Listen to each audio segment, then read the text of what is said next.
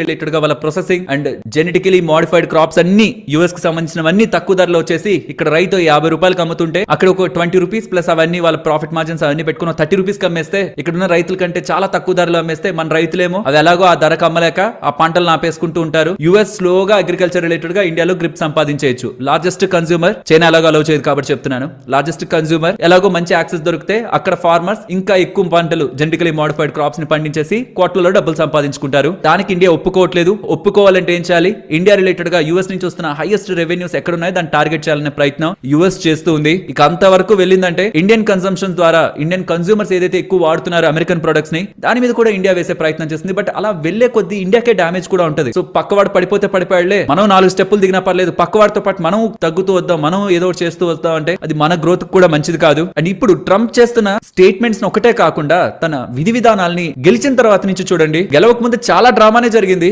తను ఎన్నికల టైంలో అసలు ఇండియా అంటే ఇలా అని, మోడీ గారు అంటే ఇలా అని చాలా ఇంకా లెవెల్ ఆఫ్ థింగ్స్ నే చేశారు ఈ ట్రంప్. బట్ గెలిచిన తర్వాత నుంచి మీరు గమనించండి, స్పెషల్లీ పాకిస్తాన్ రిలేటెడ్ గా మనకు ఇన్సిడెంట్ జరిగింది ఆపరేషన్ సింధూర్. అక్కడి నుంచి ట్రంప్ ఒక మొత్తం స్టేట్మెంట్స్ అన్నింటినీ చూస్తూ వస్తే ఈ 2 కంట్రీస్ పేర్లు చెప్తూ ఇండియా పాకిస్తాన్ అని చెప్తూ both are wonderful nations, both are super nations అంటే ఇద్దరిని ఈక్వల్ గా పెట్టే ప్రయత్నమే చేశారు. ఈక్వల్ కూడా కాదు, ఒకసారి చూడండి ఈ స్టేట్మెంట్. పాకిస్తాన్ తో మేము ఒక మంచి ఆయిల్ బిజినెస్ చేయబోతున్నాం. ఎవరికి తెలుసు కమింగ్ టైమ్స్ లో ఇండియాకి పాకిస్తాన్ ఆయిల్ అమ్ముతుందేమో అని. ఎవరు అడిగారు ఏ దేశానికి ఏమవుతుందని? వాళ్ళు డీల్ చేసుకోవడం మంచిదే. ఇండియా కంటే పాకిస్తానే ఇంకొంచెం తనకు ఫేవర్ గా ఉండేలా మనకు కనిపించట్లేదా? అండ్ రీసెంట్ గా సౌదీ వాళ్ళతో పాకిస్తాన్ వాళ్ళు డీల్ ని కుదుర్చుకున్నారు. డిఫెన్స్ ప్యాక్ట్ అంటే సౌదీకి ఏదైనా జరుగుతుంటే వాళ్ళకి కావాల్సిన అణువాయుధాలని పాకిస్తాన్ ఇస్తుంది అంటున్నారు. పాకిస్తాన్ కి ఏదైనా జరుగుతుంటే ఇండియా రిలేటెడ్ గానే స్పెషల్లీ సౌదీ కూడా ఇప్పుడు వచ్చి జాయిన్ అవుతుంది అనమాట పాకిస్తాన్ తో. ఇది యుఎస్ ఒక హెల్ప్ లేకుండానే జరిగిందా? సౌదీ వాళ్ళు పాకిస్తాన్ వాళ్ళు కలిసిపోవడం అనేది డిఫెన్స్ ప్యాక్ట్ లోకి వెళ్ళడం వితౌట్ యుఎస్ ఇన్ఫ్లుయెన్స్ జరిగిందని అనుకుంటున్నారా? ఖచ్చితంగా యుఎస్ దీంట్లో ఇన్వాల్వ్ అయి ఉండాలి. సో ఎప్పుడైతే ఈ ఆపరేషన్ సింధూర్ జరిగిన తర్వాత